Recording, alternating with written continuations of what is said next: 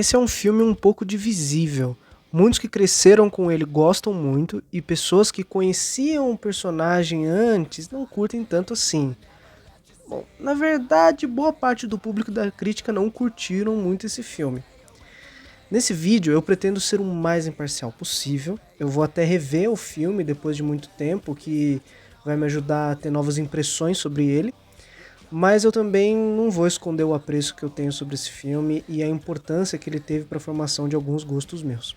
Então sente-se, prepare uma pipoca e ponha uma roupa anti-chamas, porque nós vamos descer alguns círculos do inferno nesta jornada. Let's ride.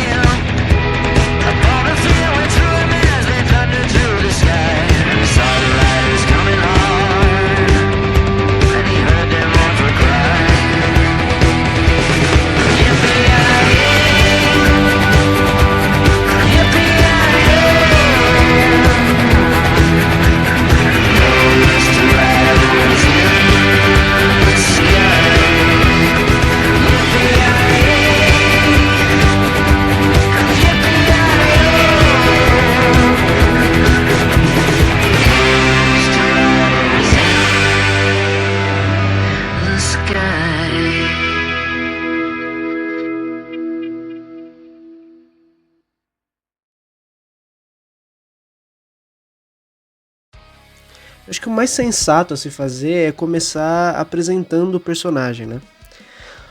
O Motoqueiro Fantasma é o nome de diversos anti-heróis sobrenaturais do universo de histórias em quadrinhos. Antes do Motoqueiro Fantasma, como conhecemos, houve outro personagem com a alcunha de Ghost Rider, um personagem estilo Zorro misturado com um design parecido com o do Cavaleiro da Lua. Esse personagem era Carter Slade, o primeiro Ghost Rider.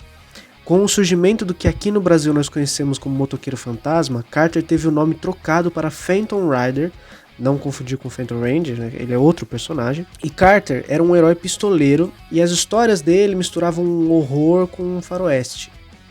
O primeiro Motoqueiro Fantasma de fato foi Johnny Blaze, criado pelo desenhista Mark Plog e os escritores Roy Thomas e Gary Frederick, e apareceu pela primeira vez em Marvel Spotlight no número 5, de 1972. Em sua história de origem, Blaze faz um pacto com Satã, mais tarde revelado como sendo Mephisto, para salvar seu padrasto, Crash Simpson, mas Johnny precisaria dar sua alma em troca para isso. Ao cair da noite, quando ele se aproxima de locais onde atos maldosos estão sendo cometidos, sua carne é consumida pelo fogo infernal e ele se transforma no Ghost Rider. E com isso, Johnny descobre que foi ligado ao demônio Zarathos. Johnny, antes de dar sua alma, era um dublê de moto e artista. Seu pai era o dublê Barton Blaze, que morreu durante uma de suas acrobacias. O interesse romântico de Blaze, Roxanne, que é o mesmo dos filmes, no caso dos quadrinhos, é sua meia-irmã, e ela é filha de Crash e Mona Simpson. Existe uma história, que eu considero bem curiosa sobre o passado de Johnny, onde a família de sua mãe, Naomi Cale, chamou a atenção de Mephisto, após Nobel Cale se transformar em um espírito de vingança, o Cavaleiro Fantasma. Nobel se transforma devido a um medalhão que possuía, conhecido como Medalhão do Poder, criado por Sangue, inimigo de Zarathos, o qual possuía as essências do espírito da vingança originais. Nobel tinha esse medalhão porque ele havia sido ligado à linhagem espiritual de duas famílias depois que fora quebrado, uma delas sendo a família do Cale. Mephisto até tentou corromper Nobel, mas falhou, então apenas observou cada primogênito de Nobel receber o mesmo poder de seu ancestral.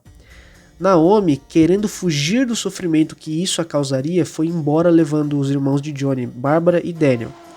Ela voltaria a encontrar Johnny eventualmente e faria um pacto com Mephisto para evitar que Johnny sofresse com a maldição da família, mas Mephisto a traiu. Nos últimos momentos de vida de Naomi, Mephisto jurou a ela que Johnny não se tornaria o verdadeiro Cavaleiro Fantasma. mas ele ainda iria se tornar outro ser, o que no futuro descobrimos ser um motoqueiro fantasma. Isso é interessante porque mostra que de um jeito ou de outro o Johnny estava destinado, fadado a ter poderes infernais, não importando o que ele fizesse. Existiram outros que receberam a alcunha de Ghost Rider, além dos já citados, como o justiceiro Frank Castle, que se tornou uma das versões mais poderosas do personagem, inclusive, o motoqueiro fantasma cósmico. Eu preferi me focar mais no Johnny porque é ele que a gente acompanha durante o filme todo. E falando no diabo,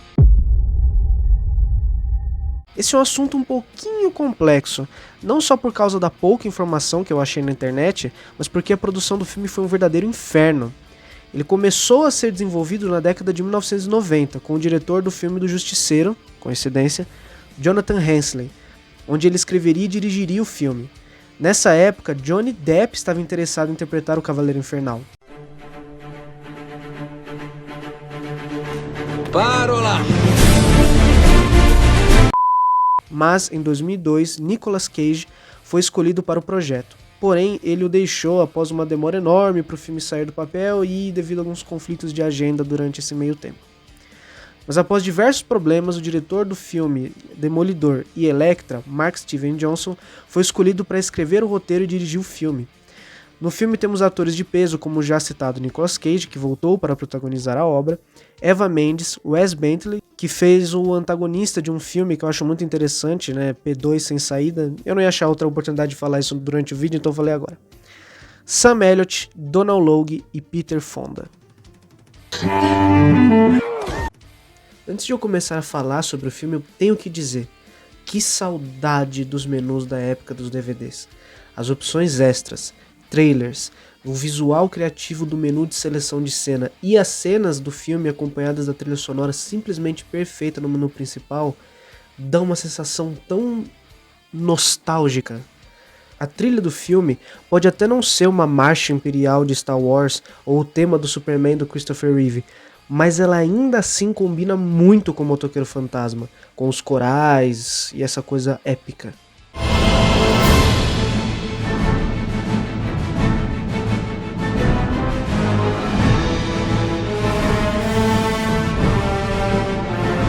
E lembra um pouco o tema da roupa preta do Homem-Aranha 3, lançado no mesmo ano que esse filme, inclusive.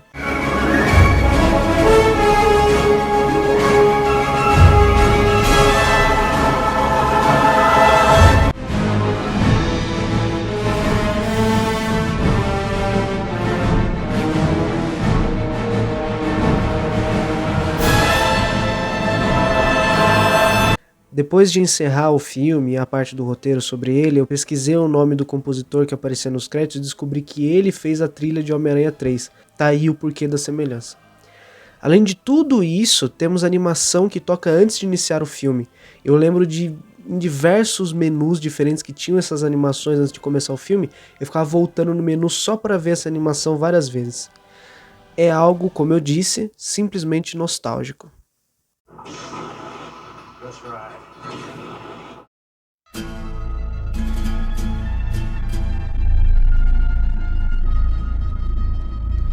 O filme inicia com um discurso de Sam Elliott como seu personagem, o Coveiro. E que cena épica e atmosférica. Eu vi algumas pessoas na internet que não curtiram tanto assim a inclusão do discurso. Felizmente eu não sou uma dessas pessoas. Aqui temos a origem do Cavaleiro Fantasma, falando sobre como ele trabalhava para o demônio, como ele traiu ele. E junto dessa origem nós temos a introdução da cidade de Sam Vengança e seu contrato de 1000 almas, que permeiam a trama de todo o filme e serão extremamente importantes no final dele. Essa cena ela termina com um take maravilhoso da lua, gigante na tela, que logo em seguida entra em chamas, e assim começam seus créditos iniciais. Mas o detalhe das lendas é que, às vezes, elas são reais.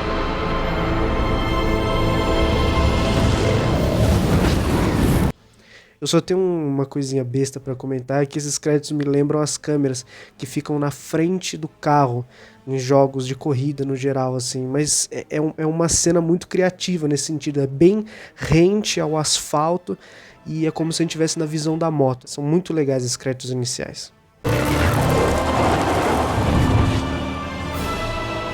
Motoqueiro Fantasma.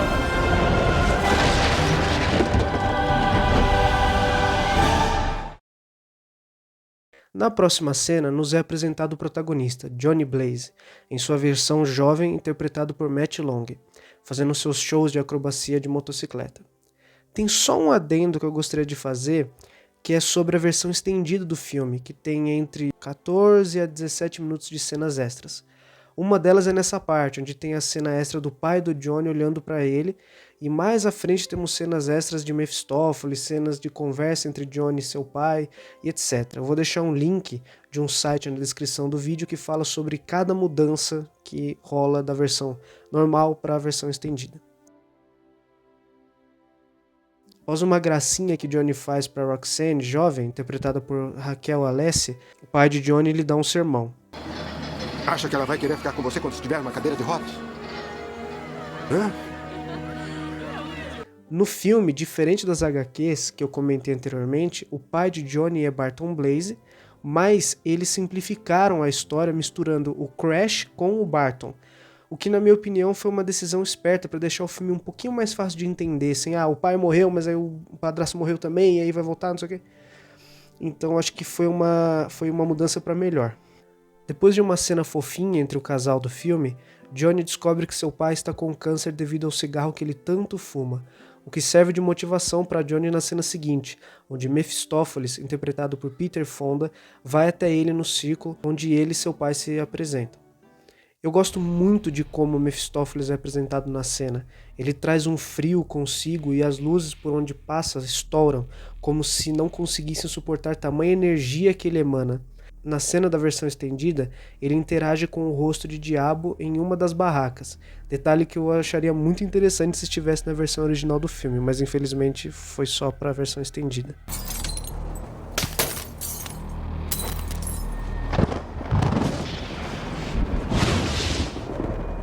Gostei.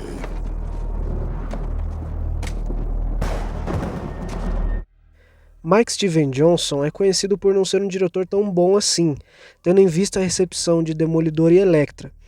Mas eu tenho que dizer que, a apresentação do Mephistófeles a Johnny é perfeita. Ao mesmo tempo que ele parece normal, tem alguma coisa de errado com ele. E o jeito que ele fala e se apresenta, além de, pelo menos na versão dublada, ter uma segunda voz mais grave falando junto com a voz normal, algo digno de um demônio mesmo. Ficarei com a sua alma. A sombra dele na tenda por conta do raio é um detalhe perfeito, ainda mais com um design curvado que sua versão demoníaca parece ter. Enfim, ele convence Johnny a assinar o pacto, praticamente o engana a assinar na verdade, e depois disso cortamos para Johnny acordando e vendo seu pai completamente saudável. O pacto deu certo. Ou pelo menos é isso que Johnny pensou. Mephistófeles mata Barton durante uma de suas apresentações. Pai, tá tudo bem. Eu tô aqui, vai ficar tudo bem. Pai. Pai. Pai.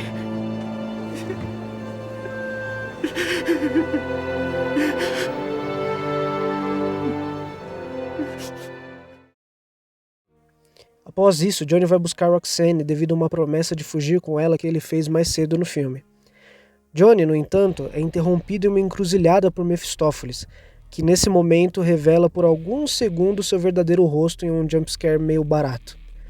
Segundo uma fala e um gesto que ele faz com sua bengala, dá a entender que ele ressuscita Johnny depois que ele cai da moto.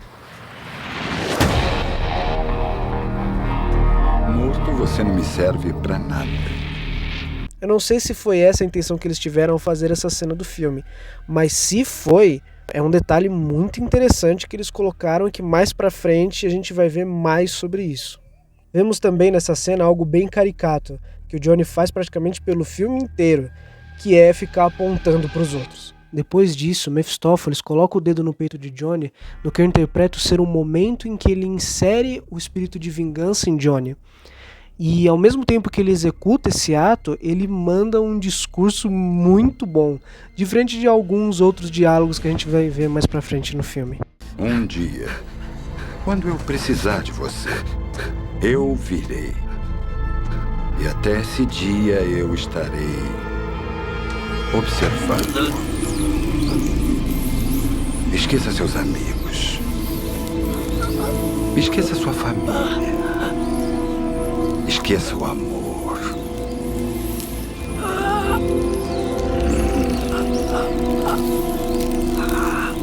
Você é meu, Johnny Blaze.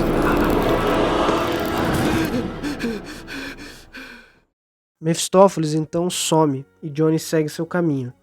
Ele vê Roxanne no local onde eles marcaram para se encontrar, mas ele decide simplesmente acelerar a moto e ir embora.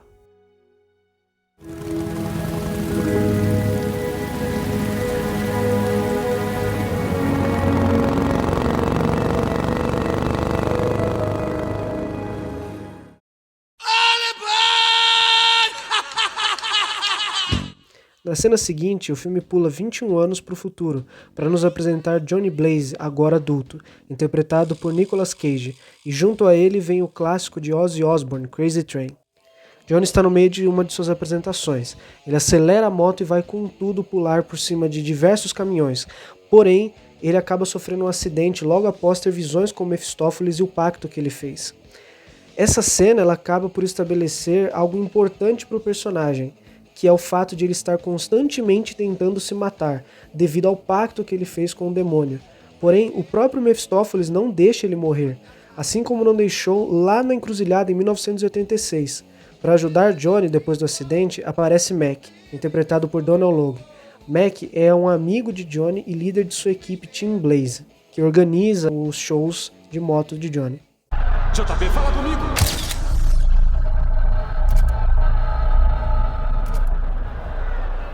E aí, a moto tá legal?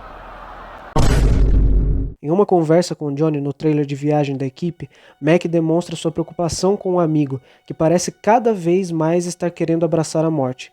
E temos a menção do que eu disse, que Johnny não tem um anjo da guarda, mas sim Mephistófeles, que está impedindo-o de morrer. Isso não é sorte, JB. Você tem um anjo da guarda te protegendo.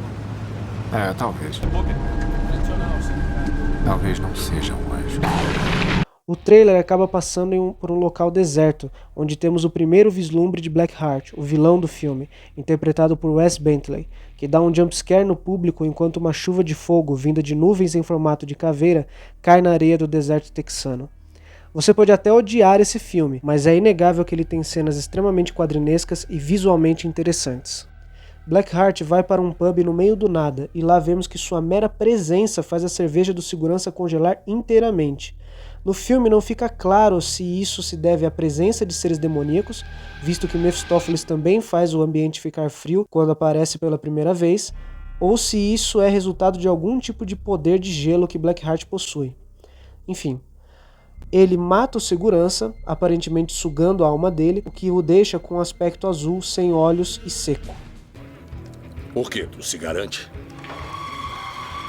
Se eu me garanto...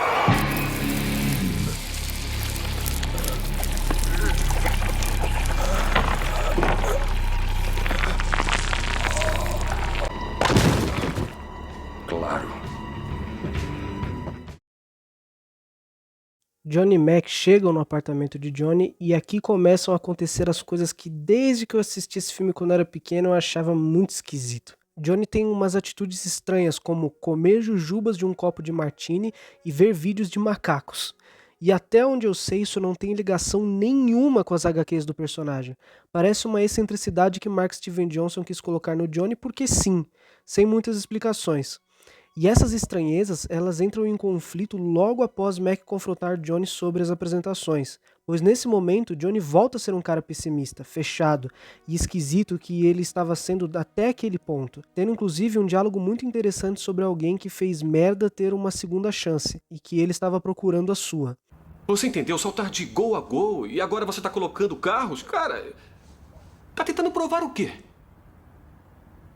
Que sou eu, pilotando a moto. Acredito que as pessoas têm uma segunda chance. Se alguém comete um erro grande, acha que essa pessoa tem que pagar por esse erro todos os dias da vida dela?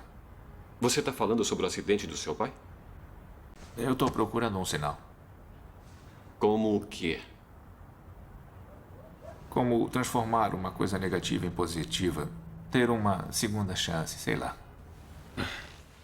Quando Johnny liga a TV depois que Mac a desligou, está passando o curta Silly Symphony The Skeleton Dance, o que é um presságio do que Johnny irá se tornar. É um detalhe bem legal isso aí. Aí a gente volta a acompanhar Blackheart no bar, onde ele encontra Graciel, Wallow e Abigail, interpretados por Lawrence Brels, Daniel Frederiksen e Matthew Wilkinson, respectivamente. Eles formam um grupo junto de Blackheart, grupo esse com o objetivo de pegar o pacto de São Vingança e ir contra Mephistófeles. Eles pretendem usar o pacto para aumentar seus poderes e dominar a Terra e o Inferno para si. É uma motivação clichê? É sim, mas para um demônio até que funciona, né? Tipo, ele quer dominar a Terra e o Inferno, então faz sentido. Algo engraçado nessa cena é que os demônios vão chegando um por um, e Blackheart cita os nomes deles enquanto eles vão aparecendo. Carimbo. Parece que eles não souberam introduzir os nomes de cada um de uma maneira orgânica, então fizeram desse jeito. Mas tudo bem. Uma coisa interessante para se citar é que os demônios têm poderes elementais, como terra, água e ar, os quais o motoqueiro vai usar contra eles quando o embate acontecer. Na versão estendida, a gente vê uma conversa entre Mephistófeles e Blackheart na parte de fora do pub, mas na versão normal, eles se encontram e têm a mesma conversa em um parque aleatório. Agora, por que um parque específico e por que eles se encontram literalmente do nada? Eu não sei. E assim, eu não vou me arriscar a colocar esse trecho agora no vídeo, porque eu já tô me arriscando muito colocando outros trechos em tela cheia também. E esse é um pouquinho grande demais e eu não acho legal ficar picotando. Ele é meio explicativo demais, é meio expositivo? É, mas eu curti, eu achei que ficou foda, eu achei que foi uma interação legal.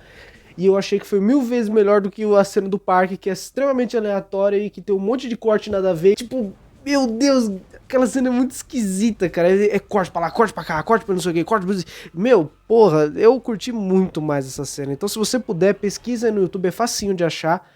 E é a cena que eles estão conversando assim, fora do pub. É muito legal.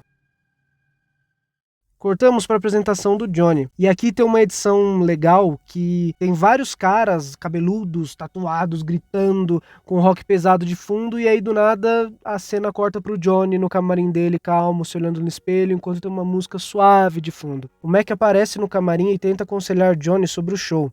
Mas enquanto ele faz isso, Johnny bebe café quente de uma cafeteira, o que mostra que ele tem certa resistência ao calor, né? Um detalhezinho aí, um foreshadow. Quando o Mac sai do camarim, Johnny repete uma frase que ele estava dizendo desde o primeiro momento que a gente vê ele como adulto.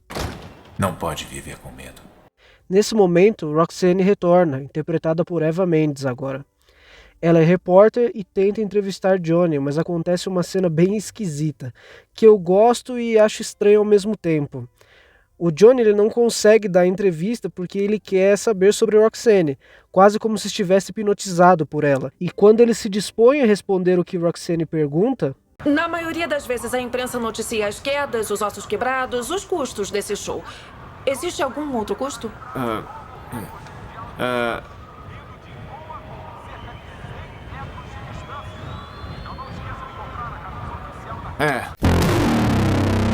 Eu gosto dessa cena porque ela mostra que Johnny encontrou sua segunda chance, o que ele até cita mais pra frente, tanto que ele fica mais feliz, né, fica mais pra cima. Mas ela ao mesmo tempo faz Johnny parecer um palhaço, e não alguém sofrido que tem uma amargura imensa dentro de si. Foi isso, Mac. O sinal. O sinal.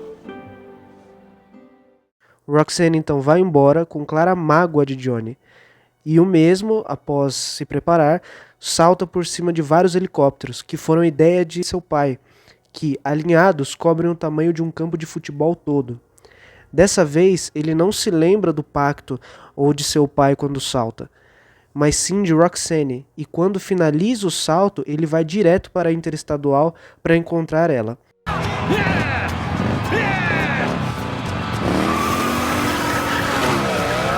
O sensacional salto da morte de Johnny Blaze.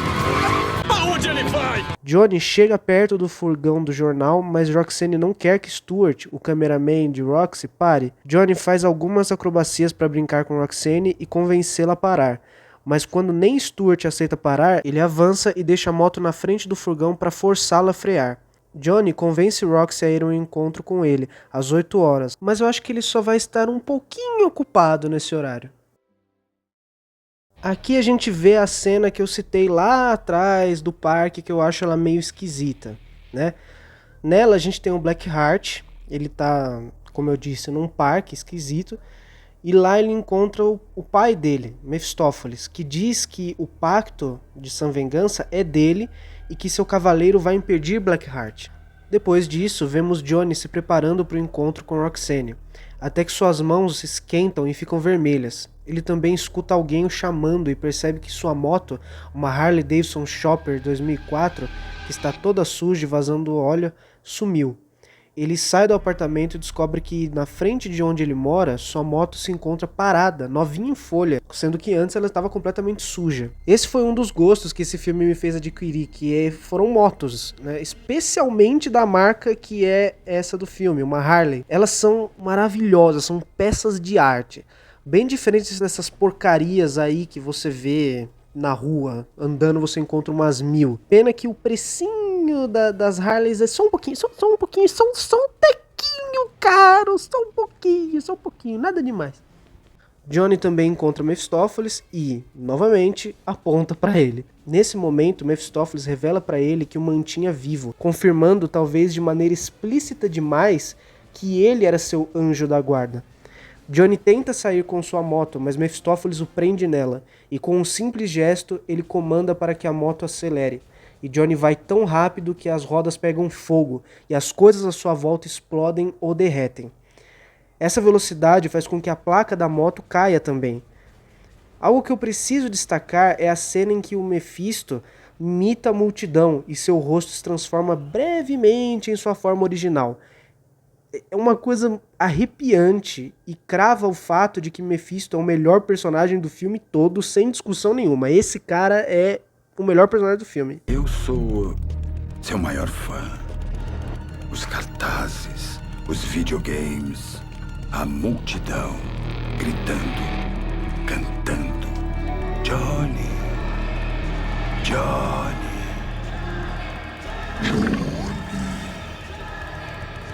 Tenho muito orgulho de você. Eu também gosto do efeito que eles usaram aqui. Parece que tem algum filtro, alguma coisa que revela o rosto do Mephistófeles, mas ainda assim deixa o rosto humano dele por baixo. Mais à frente, o Blackheart terá um tratamento parecido, mas ainda mais elaborado. Aliás, enquanto tudo isso está acontecendo, a Roxane está esperando o Johnny, mas eu acho que todo mundo aqui sabe que ele não vai chegar tão cedo para esse encontro. Antes de eu ir para a cena que eu quero comentar muito, a gente vê o Blackheart lá num local ali, numa garagem de trem, sei lá, e ele tá lá procurando um cemitério que é onde ele acredita que esteja o Pacto de Sanvengança. Ele comete lá mais um assassinato, lá ele mata o cara e não acha o pacto, né? O cemitério foi substituído, né? Mais pra frente a gente vai ver qual cemitério que ele tá falando, né? Mas enfim. E agora os efeitos do filme são mostrados com todo o seu vigor. Depois de 40 minutos de filme e 28 minutos de vídeo, o motoqueiro fantasma finalmente aparece em cena, com uma transformação que até hoje é muitíssimo bem feita, e com uma atuação espetacular de Nicolas Cage, na minha opinião, que já é conhecido por suas atuações exageradas, mas que aqui combina perfeitamente. Algumas pessoas na internet eu vi teorizando de que quem está rindo nessa cena não é o Johnny, e sim o Zarathos, que depois de muito tempo está sendo solto novamente. Muitos podem criticar os efeitos, mas eu, na minha sincera opinião, não enxerguei um problema na cena. Se você enxergou, por favor, escreva nos comentários, porque eu quero muito saber onde eles estão. Diferente de filmes da Marvel atuais, como Thor, Amor e Trovão, Viúva Negra e até mesmo Guerra Infinita, os efeitos desse filme são muito bem integrados à cena, o que pode até ser por conta do fogo que fica em volta de onde os efeitos estão sendo integrados ao rosto do Nicolas Cage. Existem detalhes nessa cena que eu acho que deixam ela tão melhor, e são coisas bestas, como a pele borbulhando, se desfazendo aos poucos, tendo até partes que estouram, e tudo isso é elevado pela trilha sonora, compostas de corais vindos das mais profundas camadas do inferno para tornar essa cena uma das cenas mais marcantes dos filmes de quadrinhos.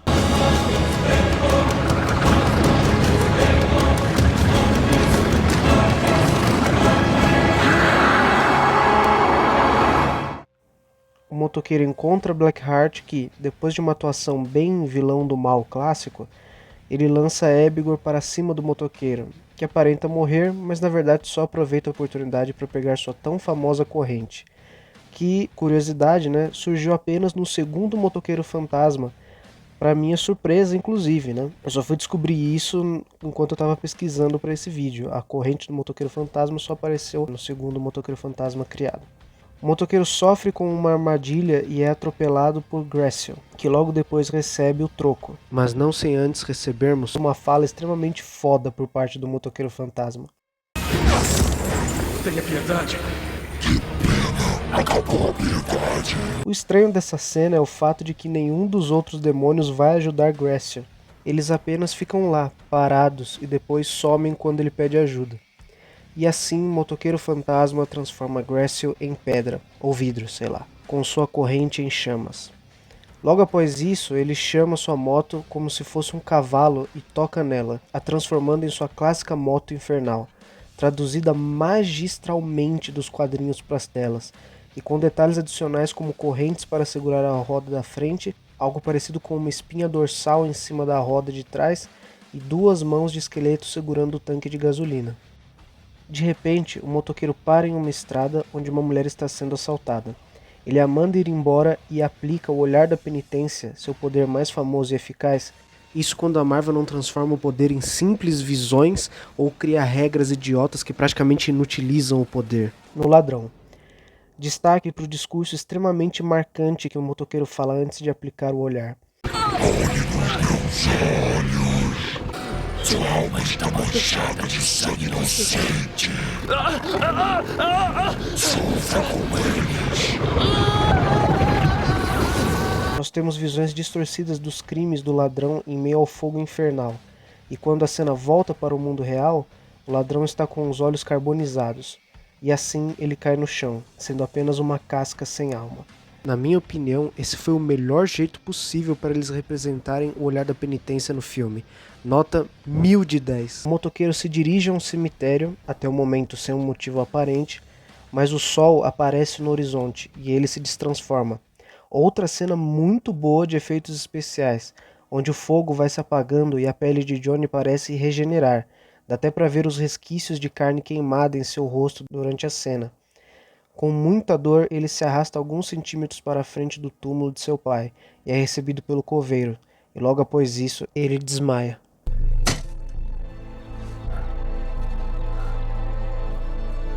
Bom dia, cabeçudo.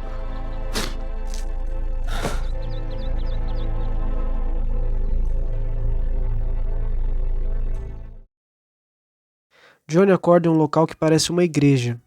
Ele sai de lá e encontra o coveiro olhando para o túmulo de Carter Slade. Sim, o primeiro personagem com a alcunha de Ghost Rider é citado aqui, mas aparentemente ele morreu.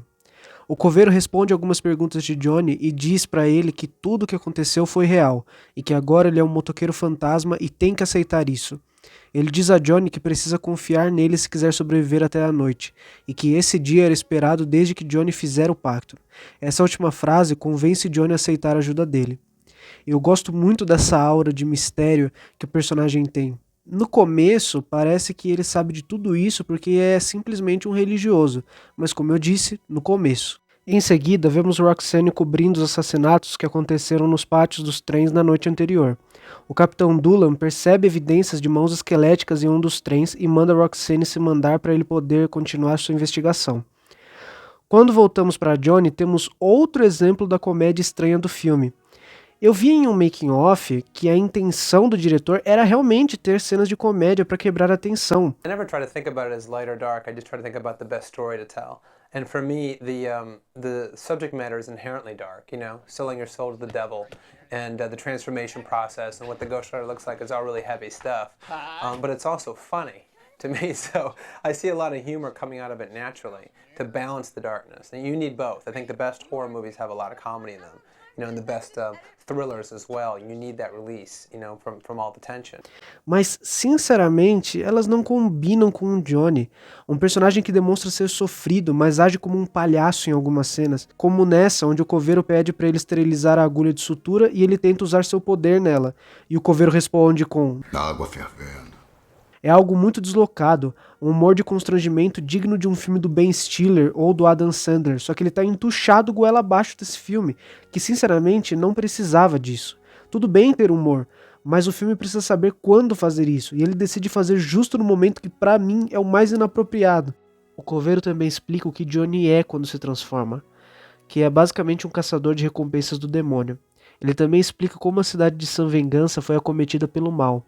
Mephisto havia ido lá, convencendo todos a fazer pactos, com promessas incríveis, mas que no fim fizeram os cidadãos se virarem uns contra os outros, por ganância, o que fez com que as almas dessas pessoas ficassem presas em um local amaldiçoado. O coveiro se impressiona com o fato de que Mephistófeles mandou Johnny atrás de Blackheart e anjos caídos, que ele explica que se escondem atrás dos elementos esperando o apocalipse. Johnny diz que precisa sair, e temos um dos diálogos mais interessantes do filme, onde o coveiro questiona Johnny do porquê ele fez o pacto. Johnny mente e diz que era jovem e imprudente. O coveiro pergunta o que ele ganhou em troca, e Johnny responde: só dor. Johnny vai para um dos locais por onde passou quando estava transformado para tentar encontrar Roxane. Provavelmente ele presumiu que ela estaria cobrindo as coisas por lá, e ele acertou. Ela obviamente estava chateada com Johnny por ele não ter aparecido no encontro. Depois do momento de casal passar, vemos que um dos investigadores forenses encontrou a placa de Johnny que havia caído mais cedo no filme. Em sua casa, Johnny brinca com o espelho tentando ver como seria ele transformado em caveira, o que é uma cena de humor que eu acho que funciona, pois o clima não é sério e é fácil de se identificar com o Johnny brincando no espelho depois do banho. Quem nunca fez isso na vida inteira que atire a primeira pedra. Na sequência, vemos Johnny lendo alguns livros religiosos, e em um deles é dito que a pessoa pode ter controle do espírito possuído se souber controlar o elemento fogo dentro de si. Johnny tenta se comunicar com o elemento fogo dentro dele e pede para ter controle do espírito, e alguns segundos depois ele começa a soltar fogo de sua mão. Foi meio rápido demais, mas ainda assim é uma cena muito boa. Roxane chega logo em seguida, interrompendo Johnny. Ela veio conversar e pedir desculpas a Johnny pelo que ela disse na cena do crime mais cedo. Ela também pede para que Johnny seja sincero depois que ele pede para ela ir embora. E ele é, mas quem acreditaria na história dele? Essa situação cria um bom momento de comédia constrangedora natural, sem fazer Johnny parecer muito bobo, o que pra mim ficou perfeito. Ele acompanha a Roxy pra fora, depois que ela obviamente desacredita na história dele, e logo que ela sai, policiais cercam Johnny e o levam para a delegacia. Lá, o capitão Doolan e o policial Edwards fazem uma dinâmica de policial bom e policial mau com Johnny. Eles acreditam que ele foi o culpado porque não só encontraram a placa de seu veículo em uma das cenas do crime, mas também os assassinatos começaram a acontecer quando Johnny tinha voltado para o Texas depois do show que vemos lá no começo do filme, a primeira vez que o vemos adulto. Johnny explica para eles que ele não matou aquelas pessoas, mas eles não acreditam e prendem ele junto a outros criminosos, o que deixa o motoqueiro fantasma dentro de Johnny louco. Eu só acho engraçado que os corpos e cenas do crime que eles acharam, além de várias testemunhas, praticamente confirmam que o caso é sobrenatural. Um policial viu a velocidade absurda que Johnny passou por uma estrada, que fez até o próprio ser lançado para longe. Por mais que eles não soubessem que era o Johnny, tem alguma coisa errada acontecendo na cidade. Corpos estão no estado que seria humanamente inviável de deixar, a não ser que exista algum químico que faça o corpo da pessoa secar, matando ela no processo. Tem várias coisas que gritam que um artista de acrobacias de moto não poderia ter matado essas pessoas por o quão fantásticas essas mortes são. E mesmo assim, eles acham que foi o Johnny, apenas por pistas bestas. Mas tudo bem. Vai que os policiais são burros, o sistema de justiça do Texas é um lixo e meteram o Johnny na cadeia mesmo as provas não sendo suficientes. Eu consigo acreditar nisso. Mas sinceramente, considerando a próxima cena, isso não importa muito pra mim.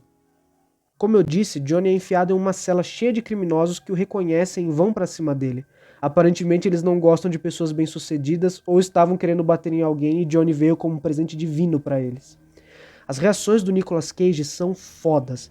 Você vê na cara dele que quando um dos caras dá um soco em sua barriga, o motoqueiro começa a rir louco pra ir pra cima desses caras. Eu não quero brigar. Parece que o diabo veio visitar você.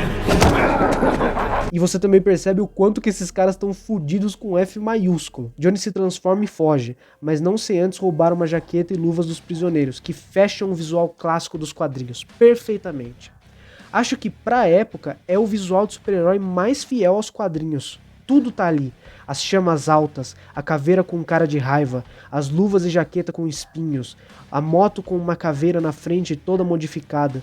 Ele toma algumas liberdades, obviamente, principalmente na moto, mas são coisas pequenas e que na verdade realçam o visual, que se alguém se incomodar, realmente é uma pessoa sem ter porra nenhuma pra fazer na vida e muito amargurado. Tem um detalhe nessa cena que esse realmente eu não tenho certeza nenhuma se foi intencional, mas eu espero muito que seja, porque seria uma crítica social foda, muito bem colocada, muito sutil, que é que ele aponta para um moleque que tá lá na cela e fala: Você, inocente. E se você for reparar, ele é o único cara negro na cela. O que é interessante, porque pode fazer uma crítica ao racismo, né, dos Estados Unidos, principalmente na parte do sul, que é justamente onde esse filme se passa, no Texas, que já tem um histórico muito grande de racismo. Então, se essa foi a intenção deles, olha, eu nunca esperaria ver um negócio desse dentro de um filme do Motoqueiro Fantasma, que todo mundo fala que é uma merda, que todo mundo fala que é um lixo, que não sei o que. Enquanto vemos Johnny fugindo da prisão, detalhe para a cena da mandíbula quebrada,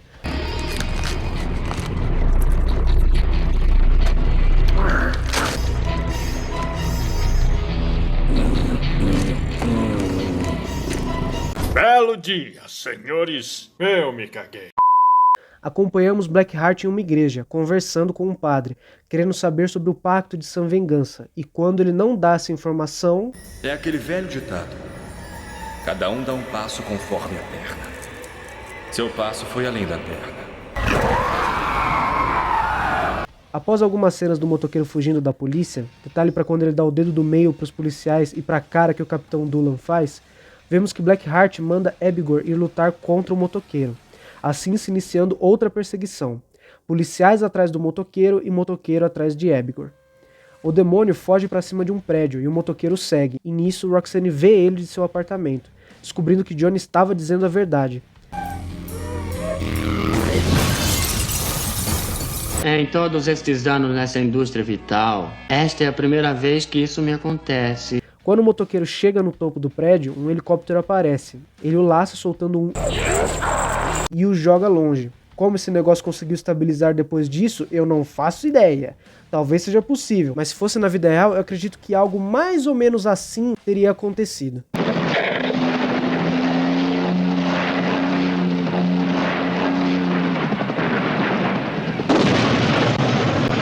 Abigail retorna e zomba do motoqueiro fantasma por ele tentar acertar o literal ar.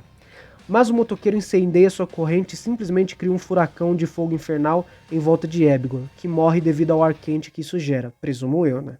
Eu gosto de como dá pra ver a forma real do Abigail antes de sua morte. Detalhe interessante. O motoqueiro então desce do prédio em uma cena digna de estampar aqueles quadros de página inteira em HQ, e lá embaixo encontra Roxanne, que faz seu fogo ficar azul, mostrando a paixão que faz até o próprio motoqueiro fantasma ceder.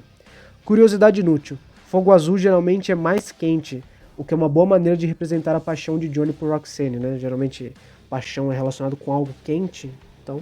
Depois dos policiais terem a cara de pau de achar que depois de tudo que aconteceu, tiros comuns causariam danos àquela coisa, o motoqueiro cria um paredão de fogo e foge. Algo que algumas pessoas podem questionar é que os vilões morrem muito fácil. Eu também sinto que isso cria uma falta de preocupação pelo personagem do Johnny ou do motoqueiro, mas faz sentido com o personagem, porque sim, comparado ao motoqueiro, esses anjos caídos não são nada. O único que pode causar algo ao motoqueiro é Blackheart, mas isso a gente vai ver mais lá pra frente do filme. Blackheart e Wallow observam a cena e descobrem a fraqueza de Johnny.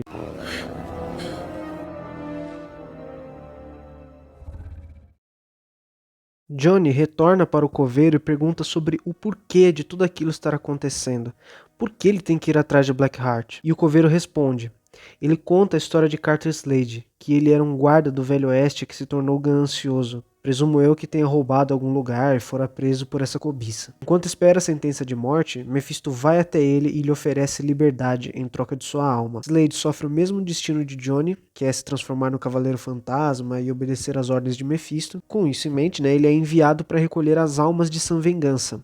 Mas o pacto era tão poderoso que ele percebeu que não podia deixar aquilo simplesmente de bandeja para o Mephisto, e ele foi embora. É basicamente a mesma história no começo do filme, só que agora sendo contada de maneira simplificada para o Johnny. O coveiro conta que alguns dizem que o pacto foi enterrado com Carter, mas ele não sabe se é verdade. E depois de contar toda essa história, ele diz para Johnny ficar longe de seus entes queridos, porque Blackheart vai pegar o pacto, não importando quem ele tenha que usar para impedir que Johnny fique no seu caminho. Em seguida, vemos Roxanne indo até o apartamento de Johnny procurar por ele, mas só encontra Mac fazendo o mesmo. Os dois vão atrás de alguns livros que Johnny lia, pois Mac acredita que seja algo que pode levar a alguma coisa.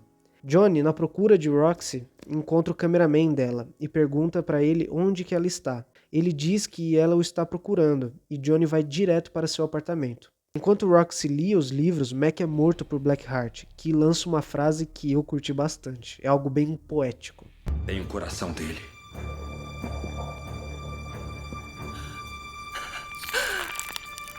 E eu vou parti-lo. Johnny chega no apartamento e vê Mac no chão. E na minha opinião foi uma reação meio seca para uma pessoa que acabou de ver o amigo dela morto no chão. Mas fazer o quê? Mac. Foda-se! Johnny corre direto para Roxanne, mas é atacado por Blackheart. Porém, agora Johnny tem controle sobre o motoqueiro e se transforma. Ele tenta usar o olhar da penitência Blackheart, mas ele é um demônio. O próprio diz isso. Então não funciona. Após isso, Blackheart segura o pescoço do motoqueiro, que começa a ter seu fogo apagado, restando só a fumaça. Outro conceito que eu acho muito legal, é um visual muito bonito do motoqueiro, só a fumaça saindo. Blackheart lança outra pedrada de frase de efeito. Meu pai te enviou para me levar de volta. Só que eu não quero voltar. Eu gosto daqui. E joga Johnny no chão e ameaça Roxanne se ele não trouxer o pacto de Sã Vingança. Ele até cita o coveiro nessa parte, o que não faria sentido porque ele nunca o encontra nesse corte do filme, diferentemente da versão estendida, onde tem toda uma cena onde Blackheart vai até o coveiro para pegar o pacto, muito provavelmente acreditando que estivesse enterrado com Carter Slade. Pelo menos eu acho, né? Eu nunca assisti a versão estendida, eu tenho que trabalhar aqui com o que eu tenho a versão normal. E Johnny? Não me faça esperar.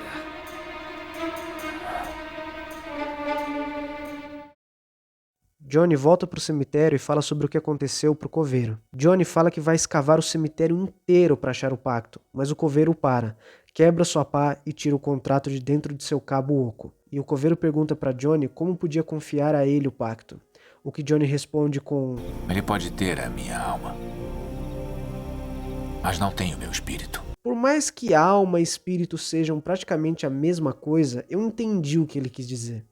Mephisto pode ter a alma de Johnny, sua essência vital, mas ele não tem suas convicções, ideias e conceitos de certo e errado. Basicamente, ele não é um servo completo de Mephisto. Tá bom, ok, essa parte aí, beleza. Mas falando sério agora, esse velho sabe demais. Eu tava até ignorando, mas esse cara tá escondendo alguma coisa. E sim, ele tava escondendo algo. Ele é Carter Slade, e essa é a cena de revelação perfeita.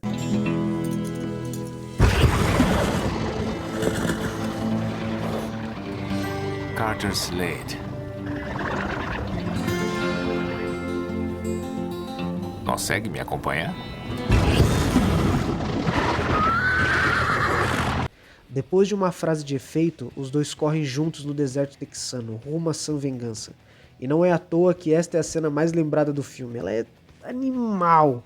A música Ghost Riders in the Sky se encaixa perfeitamente ao personagem do motoqueiro e o visual de um cavalo e uma moto pegando fogo, queimando areia no deserto, tete a tete, no meio da noite, é maravilhoso. Outra cena que pode ser um quadro de página inteira em um quadrinho, e uma arte conceitual da cena nos dá um vislumbre de como seria isso. E assim, bora falar do elefante pegando fogo no meio da sala? Que ideia genial foi usar o primeiro personagem denominado Ghost Rider para ser o mentor de Johnny. Nas HQs originais, claro que esse não é o poder real de Carter Slade.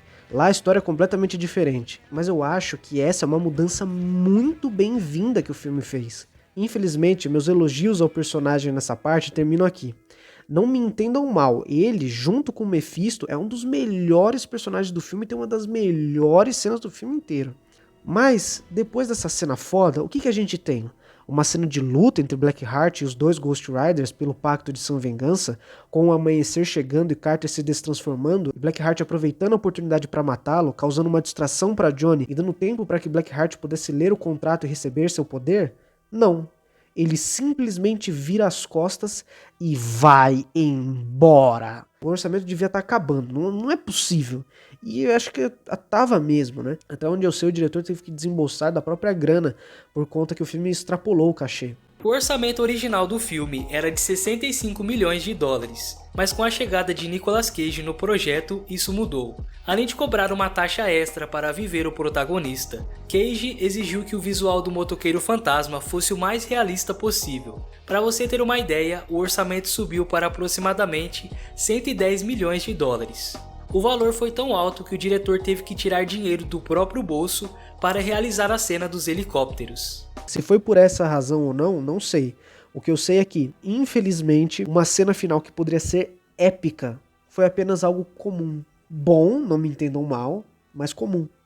Antes de ir, Carter dá a Johnny uma repeater e com uma música trágica de um filme de Velho Oeste, ele dá um discurso que demonstra o quão os dois, Johnny e Carter, são parecidos. Esse é o fim da trilha para mim. Não me resta mais nada. Eu só podia me transformar mais uma vez e guardei para hoje. Só Deus sabe os erros que eu cometi. Desde então eu tenho tentado corrigi-los. Agora eu só posso pedir para que Deus me dê uma segunda chance. Obrigado. Não. Obrigado a você, garoto.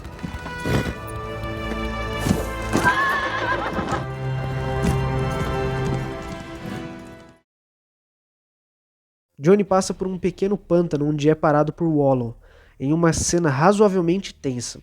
O problema é que a anta é um demônio de água e Johnny tem poderes de fogo. A combinação perfeita para ferver alguma salsicha de cachorro quente ou fazer macarrão. Olha a cara de panaca dele quando percebe a merda em que se meteu. Pelo menos o Abigail era um ar, assim, tipo, era difícil de saber como é que o motoqueiro ia matar ele. E o Gracio era um bagulho, tipo, areia, né? Só se você conhece o que acontece quando você esquenta a areia que você sabe o que ia acontecer no bagulho, né? Mas agora o outro era óbvio o que ia acontecer. Pelo menos dos três ele tinha o visual mais legal. No final dessa cena, Johnny cai na frente da moto e ela liga sozinha. E pisca o farol como se o estivesse chamando pra continuar. Eu gosto dessa ideia de transformar a moto em um personagem ou algo vivo. Ao menos ela tem mais personalidade que os três capangas de Blackheart juntos. Mentira, eu até curto eles. Mas que eles são os personagens mais fracos do filme todo, isso é inegável. Tanto que ninguém lembra do nome deles. Eu só lembro do Abigail porque, primeiro, ele é o único que dá pra ouvir claramente Blackheart nomeando na versão dublada. E segundo, porque ele é o que tem mais tempo de tela e personalidade, sendo bem ameaçador e satírico quando aparece. E sua voz no dublado também é foda, com os efeitos como se estivesse falando na frente do ventilador. E quando acharmos, o que acontece? Além de ser o único dos três que dá uma certa dor de cabeça pro motoqueiro pelo fato dele ser intocável, por mais que ele não dure muito. Johnny chega em São Vingança, onde escuta vozes por todos os lados. É algo bem intenso, e em seguida ele se encontra com Roxanne e Blackheart. Johnny ameaça se transformar, mas Black diz a ele que se o fizer, Roxy morre. Ela pede para que ele se transforme. E aí, a gente tem a edição mais não intencionalmente engraçada que eu já vi. A câmera dá um zoom na cara séria dos dois de uma maneira super dramática. Você pode até não achar engraçado, mas que poderia ser feito de outro jeito, isso sim poderia. Johnny pede para Blackheart soltar Roxanne. Ele o faz de maneira bem delicadinha.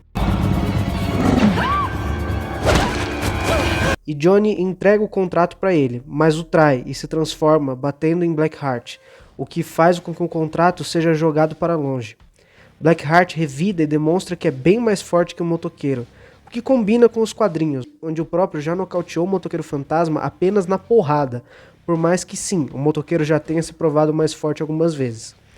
Johnny lança algumas bolas de fogo, entre aspas, em Blackheart, mas o dia começa a raiar, e o motoqueiro simplesmente para de fazer a estratégia que estava dando certo e causando dor a Blackheart, e tenta usar a corrente contra ele. O que, assim, obviamente falha, porque o Blackheart tem uma força superior ao motoqueiro no filme. Ele com agilidade segura a corrente, que nem tá banhada em fogo, que nesse ponto o Johnny sabe que causa dor pra ele, e nisso que ele segura a corrente, ele joga Johnny pra onde tá raiando o sol, e ele volta ao normal. Então, Johnny começa a se arrastar para pegar a Repeater, enquanto Blackheart pega o pacto e o lê. Johnny podia ter simplesmente levantado, mas acho que aquela leve pancada nas costas impossibilitou isso. A cena a seguir é muito foda. É a que mais me dava medo na infância. As almas de Sam Vengança saem de todos os lugares e os designs delas, que já haviam aparecido no filme dentro dos olhos carbonizados do ladrão, são fantásticos. É uma coisa bizarra. Uma mistura de fantasma clássico com zumbi e múmia. Não tenho nenhuma ressalva sobre esse design, é perfeito. Eu lembro que elas apareciam em um jogo de navegador promocional do filme, onde o motoqueiro tinha que usar a corrente para matar uns zumbis e caso ele não impedisse elas de chegarem perto, acontecia um jumpscare de uma cena do filme envolvendo as almas. E progressivamente elas iam ficando mais rápidas e consequentemente o jogo ficava mais difícil. Se eu achar imagens eu ponho no fundo do vídeo.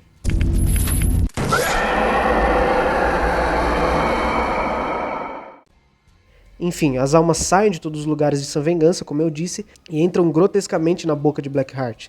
Algo que lhe parece causar certo incômodo, pelo menos pela cara que ele faz, parece ser algo ruim. Blackheart se transforma em Legião, com uma frase deveras ridícula. Meu nome é Legião, pois nós somos muitos.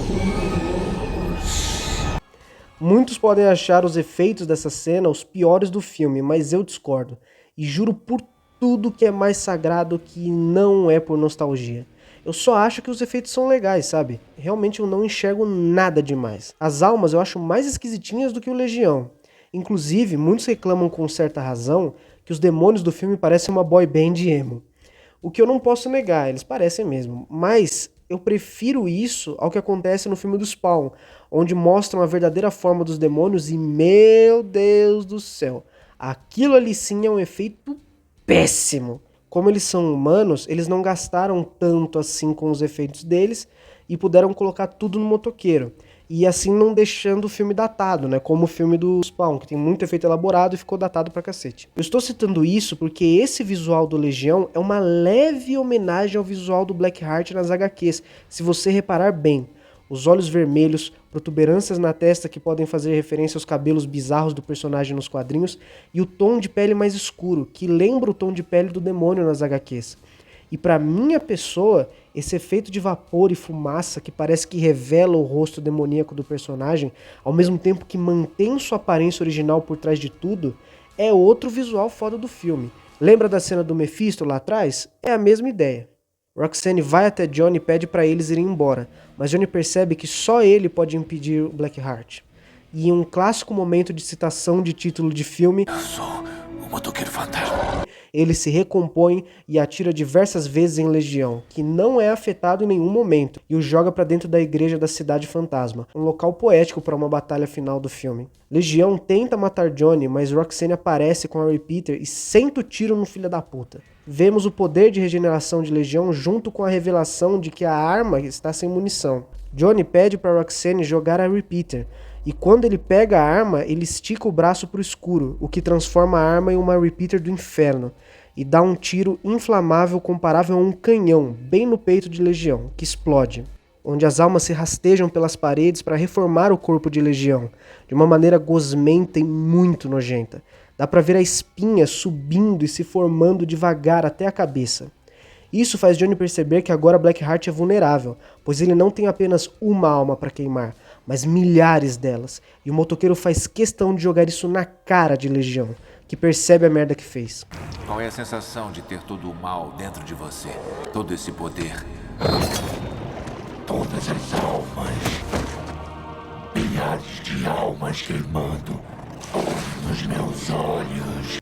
Muitos consideram essa uma cena burra e que reduz o vilão a um imbecil, mas eu discordo. Se fosse o Blackheart das HQs, o qual tem quase uma onisciência, eu até entenderia. Mas o Blackheart do filme, que é mesquinho e quer todo o poder do inferno para si, faria isso com certeza. A busca por poder é a sua ruína, elemento de roteiro que já foi usado em diversos filmes por aí, como Jurassic Park, com Dennis Nedry, por exemplo. A diferença é que nesse filme ela é mais na sua cara, mas eu sinceramente não culpo o roteiro. O diálogo do motoqueiro saiu de maneira natural, como eu disse, jogando na cara que o que o Blackheart mais contou vantagem em algumas cenas passadas, agora ele não tem mais ao seu lado, que é o fato de que ele era um demônio sem alma.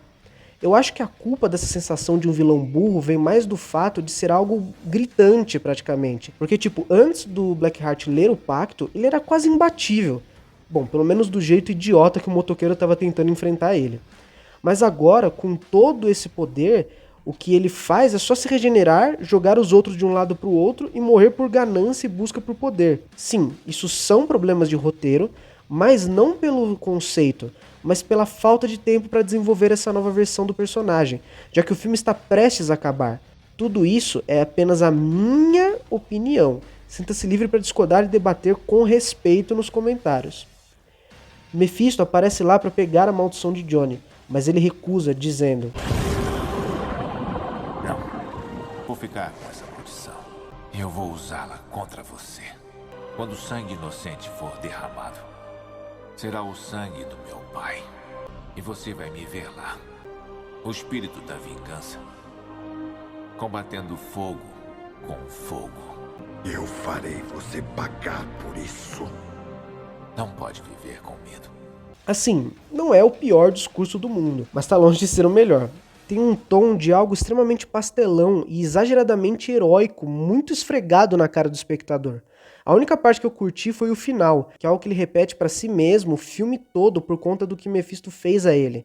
Mas agora ele devolve isso ao próprio Mephisto. Agora ele, Johnny Blaze, que vai ser o pesadelo que atormentará Mephisto, e não o contrário. E eu tenho uma leve impressão de que a versão dublada deixa esse momento mais palatável de assistir, mas é só um chute bobo. Mephisto então vai embora e leva o corpo de seu filho junto. Após um breve momento romântico entre Johnny e Roxanne na mesma árvore onde eles se encontravam no passado, deixando claro que agora sim eles vão ficar juntos, entra outro discurso foda feito por Carter Slade. E assim acaba o filme. Dizem que o Oeste foi construído em cima de lendas. E que as lendas são maneiras de entender coisas maiores que nós mesmos. Forças que moldam nossas vidas, eventos que desafiam explicações. Indivíduos cujas vidas atingem os céus ou se afundam na terra. É assim que nascem as lendas.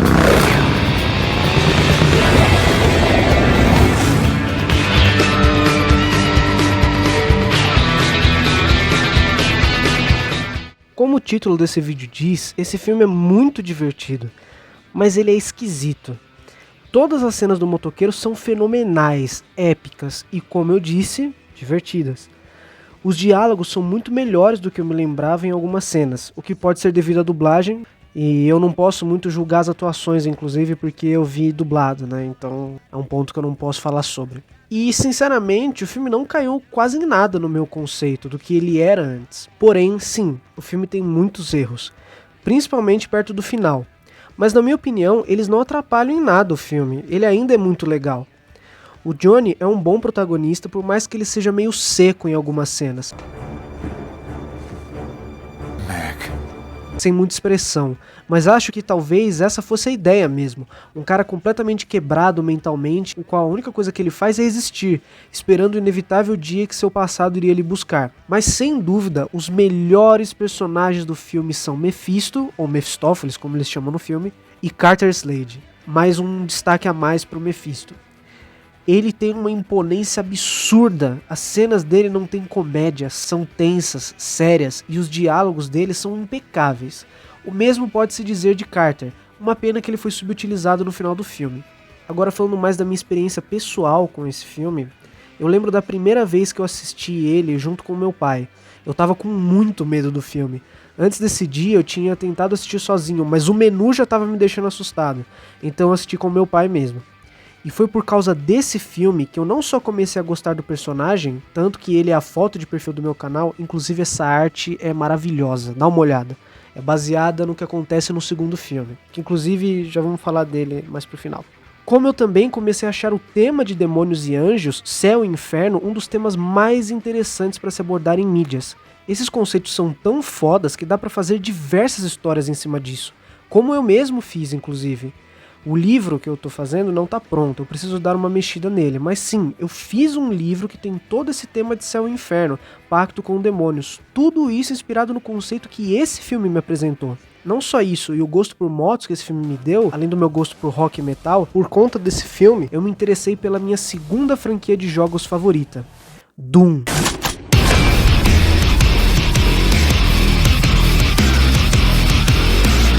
Eu já conhecia a franquia antes, mas depois de um vídeo do Games Edu jogando o último jogo lançado dela, Doom Eternal, eu decidi comprar o jogo e me apaixonei. O conceito de inferno, a violência, o fato de ser FPS, um dos meus gêneros de jogos favoritos, e a música fenomenal do jogo foi o que me fez amar não só o Eternal, mas todos os jogos da saga, até os mais esquecidos como Doom 3. No geral, tirando meu carinho pelo filme, eu considero ele bom. Ele tem pontos altos, tanto quanto tem baixos, mas analisando ele como um todo, ele é bem fiel aos quadrinhos na origem do motoqueiro, tem visuais incríveis, uma história divertida de acompanhar e bons personagens. Se você está procurando algo legal de super-heróis para se divertir, pode assistir esse filme, ele é muito legal.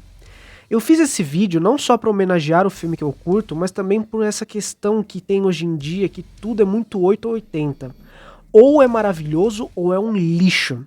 Por exemplo, o trailer do terceiro filme do Venom já saiu e existem vários motivos, mas assim, muitos motivos, mas quando eu digo muitos, são muitos motivos mesmo para as pessoas acharem que vai ser um filme ruim. Mas cara, o filme nem saiu e tem gente tacando pau. Existe uma cultura imediatista e de que as coisas precisam ser sempre maravilhosas, senão é uma merda, tão grande hoje em dia que o filme, livro, jogo mal lança e o cara já tá atacando pau. E às vezes, quando lança, sempre tem algum desgraçado pra falar que é uma bosta, quando no mínimo o produto é bom, como no caso de Guardiões da Galáxia Volume 3. Tem gente que acha esse filme ruim. Como? E esse tipo, o problema não é a pessoa achar o filme ruim como uma opinião dela, mas sim como se o filme fosse factualmente ruim, o que ele não é. Existem casos como o jogo do Esquadrão Suicida que realmente não tem defesa nenhuma. Eu mesmo já reclamei dele aqui. Mas tem casos como esse filme, que ele não é horrível, mas também não é uma maravilha. Ele é bom e só. Mas as pessoas hoje em dia esperam sempre um clássico cinematográfico como Um Poderoso Chefão, quando o filme nem tem a obrigação de ser, se é que ele quer ser isso. Eu quero dizer que o mundo precisa voltar a viver na boa. Às vezes, experiências da vida vão ser só divertidas e nada mais mesmo, e tá tudo bem. Às vezes, as coisas são simples, e na minha opinião, são dessas mesmo que a gente precisa para alegrar o dia. Mas isso é a minha opinião. E assim, quando eu estava gravando esse vídeo, ainda não tinha sido lançado. Porém, agora, no momento que eu estou gravando esse áudio, e a edição já tá na fase final, eu assisti Deadpool e Wolverine. E quando eu tava assistindo o filme, eu pensei assim, pô, seria muito interessante se o Motoqueiro Fantasma aparecesse no filme. E qual não foi a maldita da minha surpresa quando eu descobri que o Ryan Reynolds queria ter colocado o Motoqueiro Fantasma no filme, mas o Nicolas Cage não quis ir. Nossa, eu admito que o filme ele tinha sido um pouquinho fraco pra mim, porque eu nunca acompanhei os filmes da Fox. Mas, cara, se ele tivesse aparecido no Motoqueiro Fantasma, eu teria desmaiado no cinema. Sem brincadeira. E tem gente que tá teorizando que o Nicolas Cage não quis participar por causa da participação dele no Flash, que ele vestiu o traje, foi no set e no final foi substituído por um modelo de CGI horroroso. Né? Infelizmente ele não apareceu, foi muito quase, mas ele não apareceu. A gente tem até artes conceituais com o motoqueiro no fundo ali da cena, mas infelizmente não aconteceu. Mas esse é um personagem, cara, que a Marvel se beneficiaria tanto, mas tanto de colocar ele, cara. É um personagem que incrementaria no universo de uma tal maneira. E o que me deixa louco é que eles conseguiram os direitos do Motoqueiro Fantasma em 2013. E até agora eles não utilizaram esse cara. Até agora, tava todo mundo não, porque o Mephisto vai aparecer na Marvel, não apareceu. Ah, porque ali, ó, Blaze ali no cartaz do trailer de tal série não apareceu. Velho, e é um personagem que as pessoas estão loucas pra ver. E a única coisa que eles fizeram com o motoqueiro no MCU, que eu nem sei se é mais canônico, é aquela porcaria daquele motorista fantasma, que na minha opinião é a pior versão do motoqueiro fantasma já feita. Sabe? Meu Deus do céu, na minha opinião, mas, cara, de tudo, eles poderiam colocar todos os motoqueiros fantasmas, colocaram justo o mais merda, colocaram justo o mais vagabundo que tinha. Eu não, isso não entra na minha cabeça. Mas enfim, né? Tô aqui esperando o dia que a Marvel vai ter coragem de colocar o Motoqueiro Fantasma e fazer o personagem brilhar no cinema mais uma vez. Mas enfim, depois de tudo que eu falei, eu tenho que dizer que o filme é no máximo bom e no mínimo medíocre. O Motoqueiro Fantasma, ele, na minha opinião, saiu com um saldo positivo. Eu recomendo pra você que quer se divertir assistindo um filme de super-herói básico, né? Mas não vá esperando uma obra-prima, pelo amor de Deus, porque ele tá longe de ser isso. Existe ainda um, entre aspas, segundo filme, que não é uma continuação, por incrível que pareça. Mas esse eu não sei se eu vou fazer vídeo não.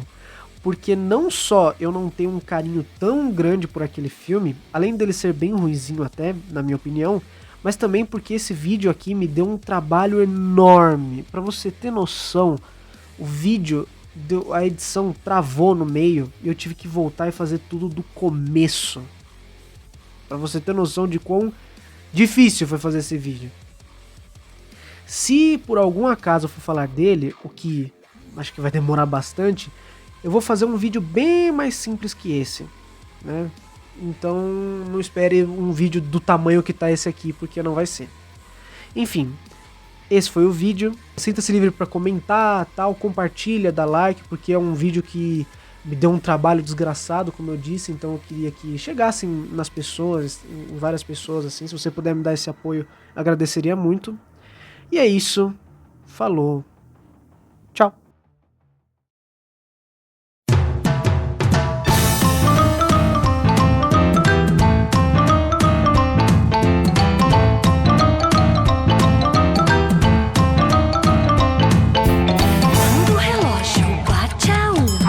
Todas as caveiras saem da tumba.